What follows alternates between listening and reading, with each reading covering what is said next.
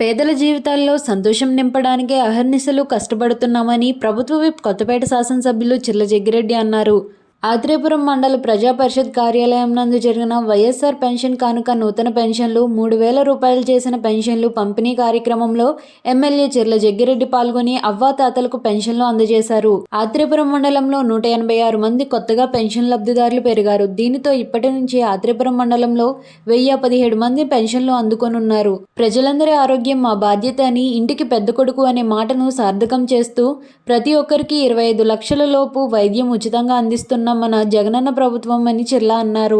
ఆత్రేయపురం మండల వైఎస్ఆర్ కాంగ్రెస్ పార్టీ కార్యాలయంలో కొత్త లబ్ధిదారులకు ఆరోగ్యశ్రీ కార్డులు అందజేశారు. వైద్యం కోసం పేదవారు ఇబ్బంది పడే పరిస్థితి రాకూడదు అనే సదుద్దేశంతో సీఎం జగన్మోహన్ రెడ్డి గారు ఆరోగ్యశ్రీ పథకాన్ని అందరికీ అందజేస్తున్నారని, వైద్యం అనంతరం ఇంటి వద్ద విశ్రాంతి తీసుకుంటున్న కాలంలో అనారోగ్యంతో బాధపడుతున్న వారికి నెలకు 5,000 వరకు ఆర్థిక సహాయం చేస్తున్నామని తెలియజేశారు. ఆత్రేయపురం మండలంలో 20,658 మంది, కొత్తపేట మండలంలో 23,622 మంది, ఆలమూరు మండలంలో 22,939 మంది, రావులపాలెం మండలంలో 26,495 మంది, మొత్తం నియోజకవర్గంలో 93,714 మంది ఆరోగ్యశ్రీ పథకం ద్వారా లబ్ధి పొందుతున్నారని ఎమ్మెల్యే చిర్ల జగ్గిరెడ్డి తెలియజేశారు. ఆ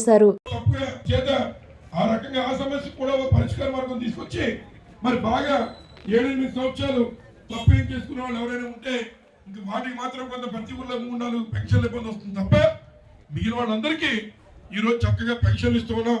ఈ ఆత్రేయపురం మండలంలో 10,017 పెన్షన్లు మరి మీ అందరికి ఇస్తూ ఉన్నాం. కొత్తగా మళ్ళీ ఇవాళ ఏదైతే మరి 60 సంవత్సరాలు వచ్చిన వారికి మళ్ళీ కొత్తగా 180 పెన్షన్లు ఇవాళ కొత్తగా మళ్ళీ మీ అందరికి ఇస్తున్నాం. నేను గడపడికి వచ్చినప్పుడు చాలా మంది ఏమన్నా మీ ఇంట్లో ఇబ్బంది ఏమైనా ఉందంటే ఏమన్నా పెన్షన్ రాలేదంటే ఈ జనవరిలో ఇస్తామమ్మా అని చెప్పి ఇవాళ మళ్ళీ మాట నిలబెట్టుకుంటూ ఉన్నానని చెప్పి సందర్భంగా మీ అందరికీ మనం సంవత్సరాల్లో జగన్మోహన్ గారు ఇచ్చినటువంటి లెక్కేస్తే 5 సంవత్సరాలకి లెక్కేస్తే మరి ఎన్ని వందల కోట్లు ఎన్ని వేల కోట్లు అవుతుందో మీరు కూడా ఒకసారి ఆలోచన చేయాలని ఈ సందర్భంగా మరి కోరుతున్నాను. మరి అలాగే మరి గతంలో ఒకసారి ఆలోచన చేస్తే మీ అందరికి ఆలోచన వల్ల నేను గతంలో కూడా శాసనసభ్యుడిగా పనిచేశాను. మా నాన్నగారి టైం నుంచి నాన్నగారి టైం పనిచేశాను, నేను పనిచేశాను. నేను గతంలో తెలుగుదేశం పార్టీ అధికారం, నేను మీ అందరూ వేసిన ఓటు వల్ల ఇక్కడ నేను గెలిచాను. గెలిస్తే మా ఇంటికి వచ్చి ఒక ఆయన ప్రతిరోజు కూర్చున్నాడు. ఆయన పేరు మరి మేసా నరసింహమూర్తి గారు. పాప ఆయనకి అలవాటు ఇక్కడ ఉంది కదా, ఏది సీతారామరావు గారి జంక్షన్ రాయసెట్టు. ఆ రాయసెట్టు కూర్చుంటారు. అక్కడ ఉన్న రాజకీయం ఇంక దేశంలో ఎక్కడ ఉండదు. మొత్తం అన్ని రాజకీయాలు మొత్తం అన్ని రాష్ట్రాలు అన్ని దేశాలు కూడా అక్కడ మారుతుంటారు. మనకు కూడా తెలియదండి. అన్ని మారుతుంటారు అంటే అవగాహన అంటే ఇప్పుడో సీనియర్లు అందరూ కూర్చుని నిజంగా ఎలా ఉందో చర్చించుకుంటారు, తప్పేం కాదు. అట్లా మా ఇంటి దగ్గర కూడా కొంతమంది దగ్గర కూర్చుని ఉంటారు. కేవలం అతను 70 సంవత్సరాల వయసు. 70 సంవత్సరాల వయసు అయితే 5 సంవత్సరాలు అతను పెన్షన్ లేదు. నేను ఎమ్మెల్యేనే, నన్ను అడిగేవాడు. అడిగితే నేను అధికారులు అడిగితే మేము ఏం చేయలేమండి, ఇలాంటి ఎండిఓ గారు ఉండేవారు. వాళ్ళు అడిగేవాళ్ళం. అడిగితే మేము ఏం చేయలేమండి, ప్రభుత్వం జన్మభూమి కమిటీలు అని చెప్పి 4 బ్రోకర్లు వేస్తుందండి. ఆ బ్రోకర్లు ఏం చెప్తే అవుతుందండి అని అంటే 4 వాళ్ళు కాళ్ళు పట్టుకుంటారు కానీ ఇచ్చే పరిస్థితి ఈ నెలలో. అలా 5 సంవత్సరాలు పెన్షన్ ఆపేశాను. నాకు బాధ కలిగింది. నా మీద ఇబ్బంది ఉంటే నన్ను ఇబ్బంది పెట్టాలి, ఎట్లా మరి వచ్చేటువంటి వాళ్ళు ఎలా పాడు చేయడం ఏంటి అని చెప్పి ఒకసారి 8 బస్సులు పెట్టాను. 8 బస్సులు పెట్టి మళ్ళీ దీనిలో ఎవరైనా మధ్యలో తేడా చేస్తారేమో అని చెప్పి ఇలా ఉన్నటువంటి డాక్టర్లని ఒక ముందు అంబులెన్స్ వెనకాల అంబులెన్స్ పెట్టి వాళ్ళ ఇంటి దగ్గర టిఫిన్ పెట్టి బయలుదేరి కలెక్టరేట్కి వెళ్ళి కలెక్టర్ గారిని ఎక్కువ మంది ఉన్నారంటే ఆయన పైన దిగొచ్చాడు, చూశాడు. ఇదే 70 సంవత్సరాలు పెన్షన్ తీసుకోలేదు. ఆయన నన్ను అడుగుతున్నాడు. మళ్ళీ ఇంకొక ఆయన చూపించి అంగవైకల్యం నెల్లి రాజు అనేటువంటి మా గ్రామంలో ఒక ఆయన అంగవైకల్యం 90% అంగవైకల్యం బాబు. అతను చూసి ఇదేంటండి ఇతనికి పెన్షన్ రాకపోవడం ఏంటి, ఇతనికి 90% అంగవైకల్యం ఉంది కదా, 40 ఉంటేనే ఇవ్వాలి కదా అని చెప్పి కలెక్టర్ గారు అడిగాను. అదే పరిస్థితులు దురదృష్టం ఏం చేస్తాం ఎలా ఉందని చెప్పి అంటే ఆయన నేను ఏదో రకంగా సాయం చేసి మీకు ఇప్పిస్తానని మాట చెప్పాడు. మొదలు చెప్పాడు. ఆయన అందరూ టప్పట్లు కొట్టారు. మేము మళ్ళీ అలా పోయినారంటే మళ్ళీ బస్సులు ఎక్కించి ఇంటికి తీసుకొచ్చేసాము. వెళ్తే అక్కడ 25 లక్షల రూపాయలకు వచ్చే వరకు వైద్యం ఉచితంగా అందించేటువంటి కార్డు అని చెప్పి సందర్భంగా మనం చేస్తూ ఉన్నాం. వాస్తవంగా ఇందులో 3,257 జబ్బులు సుమారు ఎంతేనమ్మా 3,257 జబ్బులకు సంబంధించి మరి ఇవాళ వాటికి వైద్యం ఉచితంగా అందించే విధంగా ఇవాళ ఈ హెల్త్ కార్డు నాకు తెలిసి బహుశా దేశంలో ఎక్కడా లేని విధంగా మరి జగన్మోహన్ రెడ్డి గారు పేద ప్రజానీకం కోసం ఈ అడుగు చేశాడు. ఎందుకు ఈ మాట చెప్తున్నానంటే మామూలుగా మనకి వైద్యం మనకి ఒంట్లో బాగుండకపోతే మనం డాక్టర్ గారి దగ్గరికి వెళ్ళాలి. కానీ మొన్ననే ఒక కార్యక్రమం జరిగింది. మామూలుగా జగన్మోహన్ రెడ్డి చెప్పిన మంచి కార్యక్రమం.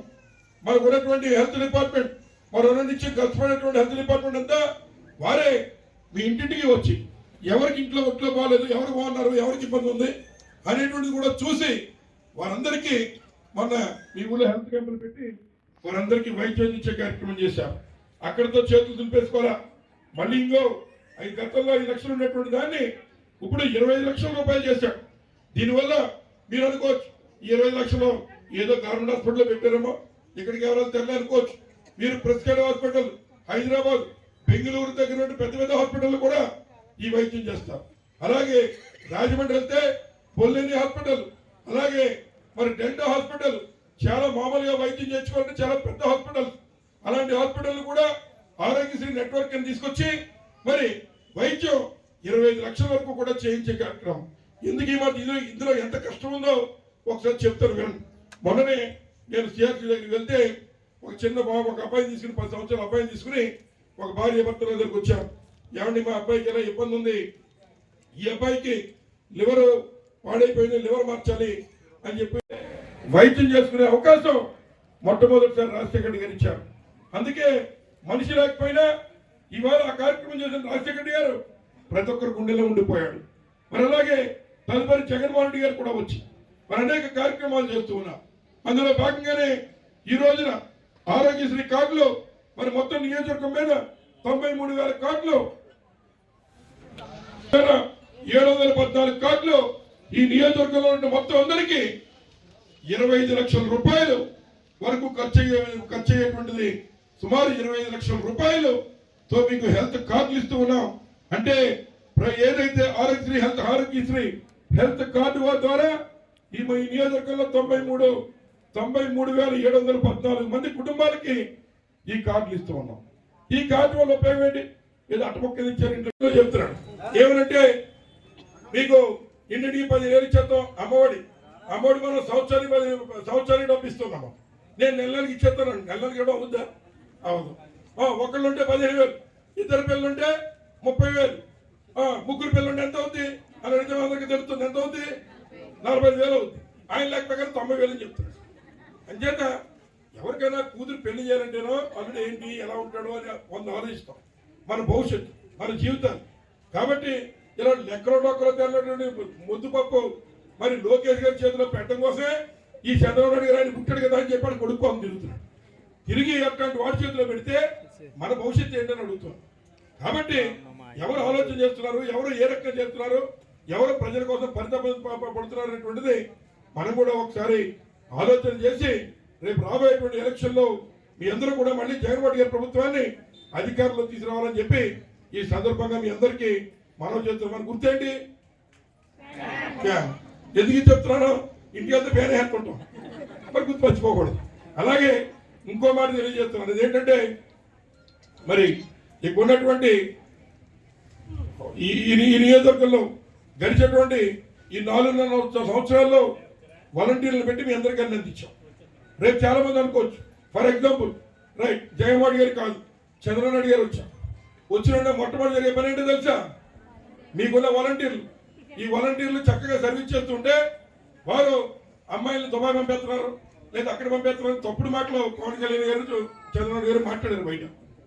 అట్లాంటి మాటలు మాట్లాడుతున్నారు. రేపు వాళ్ళు రాగానే మొట్టమొదటి చేసేటువంటిది వాలంటీర్లు తీసేయడం. అంటే మీకు ఇంటికి పెన్షన్ రాదు. మళ్ళీ మీరు ఎక్కడికి వెళ్ళాలి? పంచాయతీకి వెళ్ళాలి. పంచాయతీకి వెళ్తే ఏళ్ళు నాకు కొత్త లేదో వేయలేదు. ఏం చేసిన పొద్దుటెళ్ళి గతంలో మీరు తీసుకున్నారు పెన్షన్. పొద్దుటెళ్ళి వాళ్ళు మధ్యాహ్నం వరకు సాయంత్రం వరకు కూర్చునేవారు. పాప ఇంట్లో వాళ్ళేమో వెళ్ళారు పంచాయతీకి 1వ తారీఖున.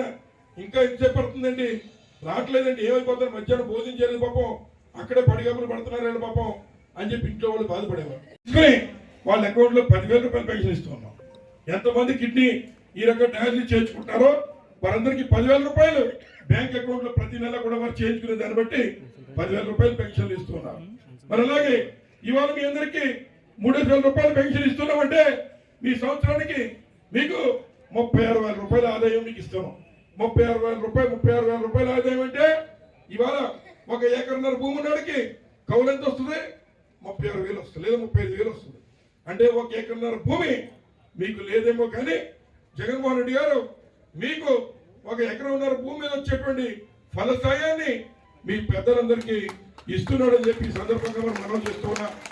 మరి ఇవన్నీ ఆలోచన చేసి రేపు వచ్చేటువంటి ప్రభుత్వంలో మీరు ఒక్కసారి గుండెల మీద చేసుకుని మీ ప్రతి ఇంటికి నేను వచ్చాను, మీ ప్రతి ఇంటికి నేను వస్తున్నాను. ఇంకా ఆత్రేయపురం అవ్వలేదు, కానీ మిగిలిన గ్రామాలు ఇంటింటికి తిరుగుతున్నాం. ఇంటింటికి తిరిగి వచ్చి మీకు కార్డు ఇచ్చేళ్ళాం. 14 సంవత్సరాల్లో మీ ఇంట్లోకి ఇంత పంపించాం కాబట్టి రేపు న్యాయం చేయండి అని చెప్పి అడిగాం. ఎవరికైనా ఏదో ఉండకపోతే వెంటనే అధికారులతో మనం అది కూడా రాయించి ఇచ్చి ఏర్పాటు చేస్తున్నాం. కాబట్టి మీరు కూడా ఒక్కసారి కార్డుని దేవుడి దగ్గర పెట్టి రేపు ఎన్నికల ముందు ఒక్కసారి దేవుడు దండం పెట్టుకుని ఈ నేను చెప్పిన కన్నీ కార్యక్రమాలన్నీ వాలంటీర్ ద్వారా మీ ఇంటికి అందుతున్నాయి లేదనేది ఆలోచన చేసి అప్పుడు ఒక నిర్ణయం తీసుకోవాలి. కానీ మనం ఏదో ఏళ్ళు వచ్చారు వాళ్ళు వచ్చారు లేదా చంద్రబాబు నాయుడు గారు ఏదో చిమ్ముకులు చేస్తున్నాడు, మరి ఇవన్నీ డబ్బు వచ్చి పెట్టేస్తారని చెప్పి పక్కన మారుతున్నాడు. మరి రెండో పక్కన నువ్వేం చేస్తున్నావు? మరి నువ్వు నేను ఇస్తానని చెప్పి అంటున్నావు కదా, గతంలో నువ్వు చేయలా. ఇవాళ జగన్మోహన్ గారిని చూసి నేను చేస్తానని చెప్తాను. గతంలో నువ్వు మాట ఇచ్చిన వాళ్ళ జగన్మోహన్ గారు మాట ఇస్తే మడమ తిప్పేటువంటి నేత కాదు. మాట ఇచ్చాడంటే మీ బ్యాంక్ అకౌంట్లో పడిపోయినట్టే. అంచేత మరి మీరు కూడా ఆలోచన చేసి రేపు ఈ ప్రభుత్వానికి జగన్మోహన్ రెడ్డి గారికి మీరు సహాయ సహకారాలు అందించాలి.